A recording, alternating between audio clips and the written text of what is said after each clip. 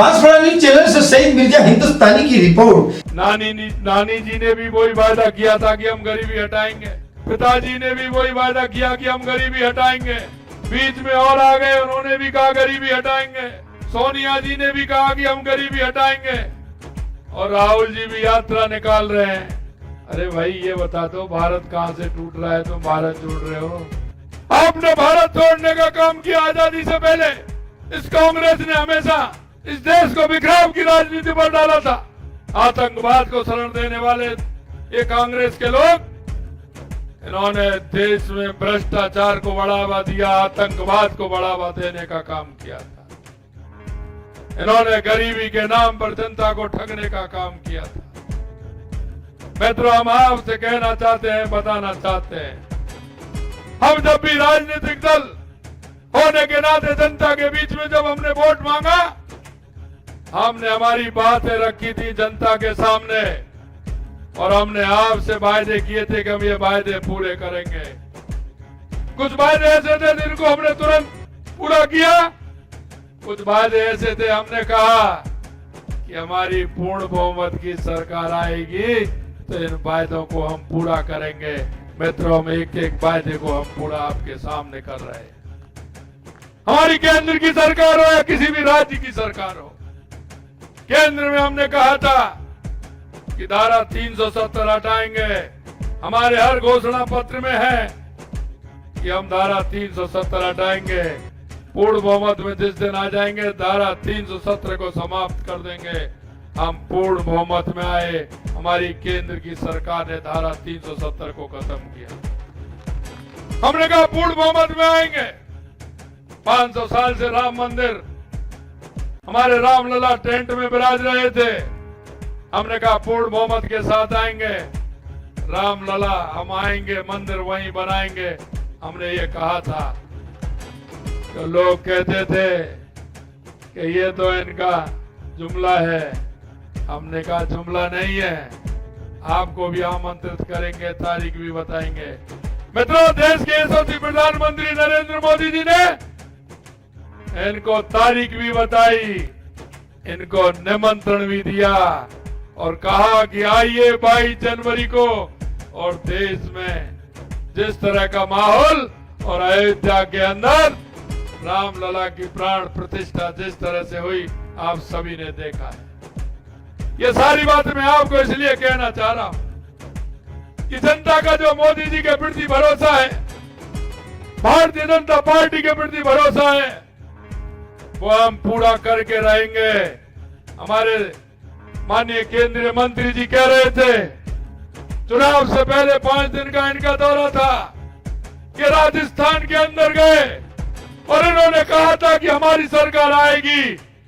हम ये कांग्रेस जो जुमलेबाजी करती है, झूठ और लूट की बात करती है, हम भारतीय जनता पार्टी के कार्यकर्ता हैं, हमारे केंद्रीय मंत्री हैं। लेकिन मैं आपसे कहना चाहता हूं, आपके बीच में हमारा भारतीय जनता पार्टी का कोई कार्यकर्ता भी रहता है, अगर वो ये कहता कि मैं आपके बीच में ये काम कराऊंगा, तो भारतीय जनता पार्टी उसको भी पूरा कराती है।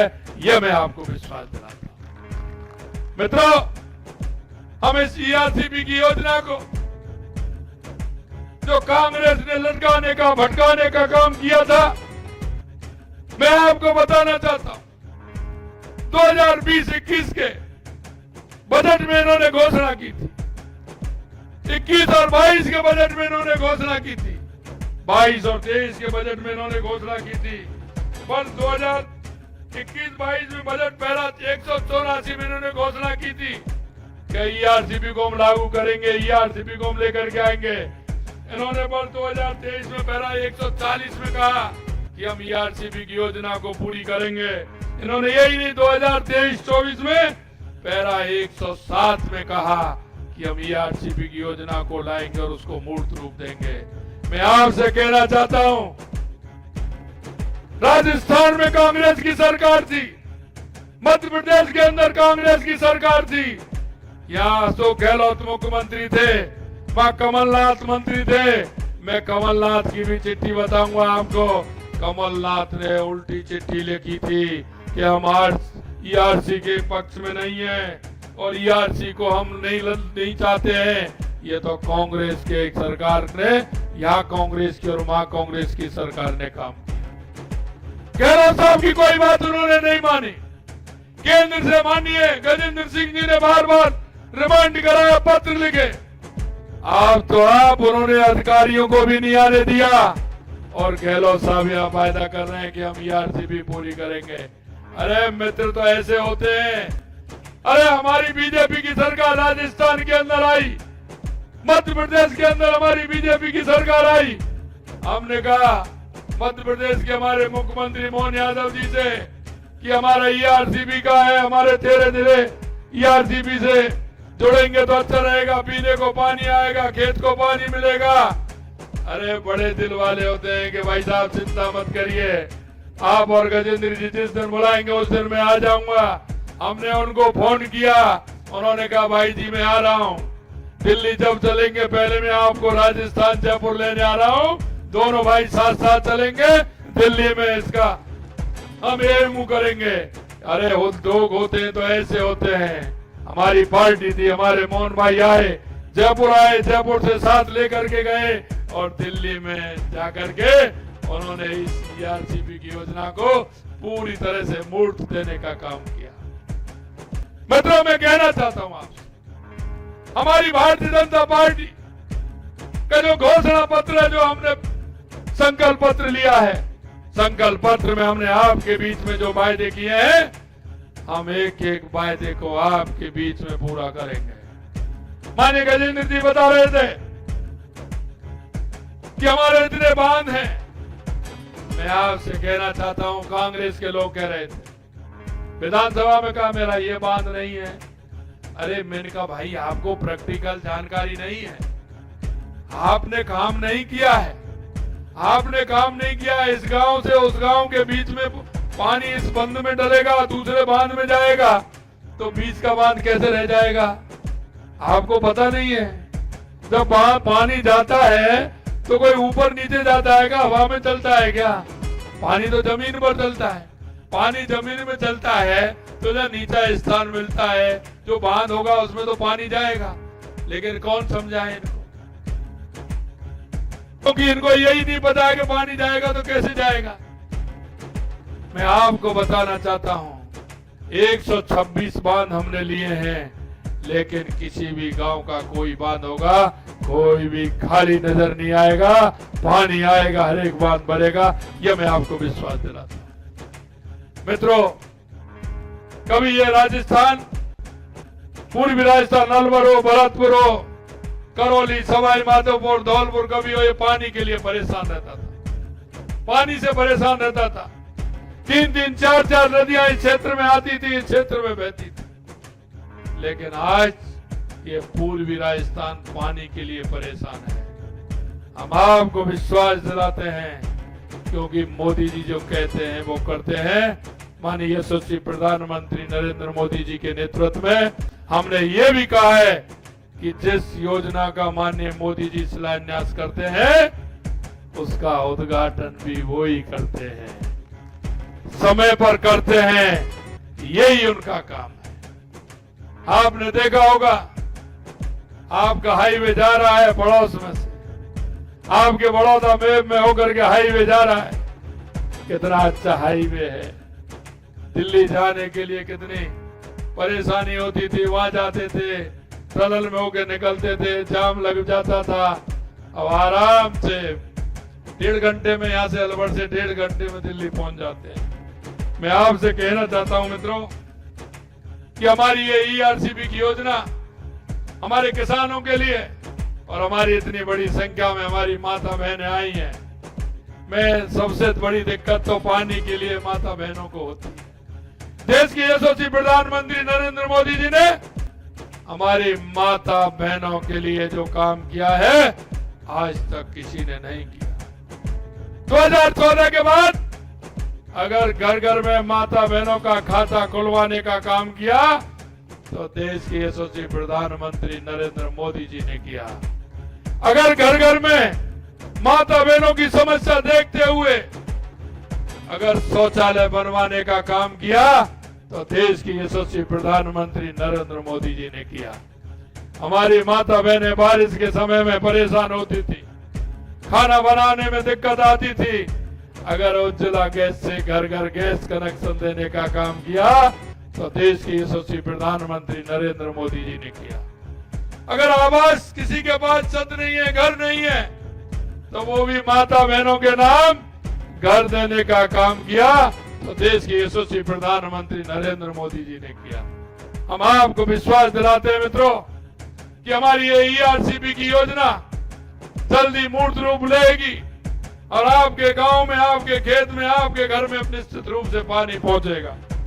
मैं अंत में इतना कहना चाहता हूं कि जिस तरह से अलवर के बांध, जयसमंद बांध, घाट पिकअप पियर बांध, धमरेड़ बांध, ये तो होंगे ही, लेकिन 5000 हेक्टेयर भूमि में सिंचाई होगी, लगभग 20,000 किसानों को इसका लाभ मिलेगा। ये मैं आपसे कहना चाहता हूं। पिछली हमारी सरकार थी, मुख्यमंत्री जल स्वावलंबन के काम हमने प्रारंभ किए थे, लेकिन इस सरकार ने आते ही उन कामों को बंद कर दिया, क्योंकि उससे वाटर लेवल ऊपर आता था, उसके पहाड़ पर पेड़ लगते थे तो उससे हमारा पर्यावरण ठीक होता था। इन्होंने उस काम को भी नहीं किया, उस हमारी योजना को भी ठप कर दिया। मैं आपके माध्यम से कहना चाहता हूं, हमारी ये जल स्वावलंबन की योजना पूरे राजस्थान के अंदर फिर से चलने वाली है और इसके लिए भी हमने पैसा मंजूर किया है और इस योजना के लिए 11,200 करोड़ रुपए राजस्थान सरकार ने इसके लिए उपलब्ध कराया है कि हमारी जल स्वावलंबन की योजना भी निश्चित रूप से हमारी चल सके। यही नहीं मित्रों, हमारी एक बहुत बड़ी योजना थी जो हमारे सीकर, झुंझुनू और चूरू की योजना, जो ताजेवाले से हमारा पानी आता है, वो भी एक इतनी बड़ी योजना थी। 35 साल की लटकी हुई योजना थी। कभी हरियाणा इस बात के लिए राजी नहीं होता कि वहां से वो पानी दे, लेकिन मैं आपको कहना चाहता हूं, हमने कहा कि ताजेवाले से भी पानी लेकर के आएंगे और उसका भी OMO हुआ।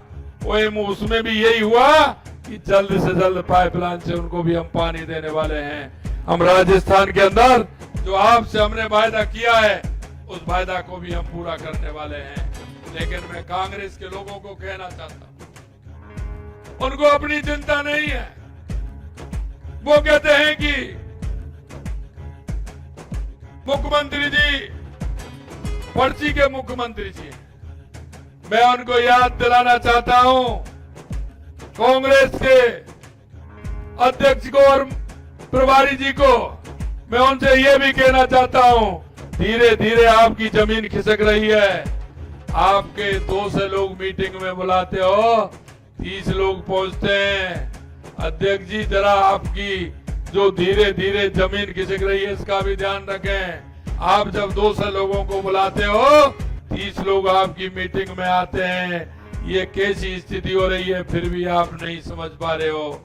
ये जनता है, ये सब जानती है। आपको जवाब भी दिया है, आगे वाले चुनाव में ये जनता जवाब देने के लिए तैयार है। मैं इतना आपसे कहना चाहता हूं मित्रों, मैं अंत में यही कहूंगा आपसे कि आपने जो, हमारी सरकार ने जो आपसे वायदा किया है, आपसे जो संकल्प पत्र में हमने वायदे किए हैं, हम एक एक वायदे को आपके बीच में पूरा करेंगे। ये मैं आपको विश्वास दिलाता हूं। आप इतनी बड़ी संख्या में यहाँ आए, माता बहनें आई, उनके लिए पुनः मैं धन्यवाद देना चाहता हूं। जय हिंद, जय भारत।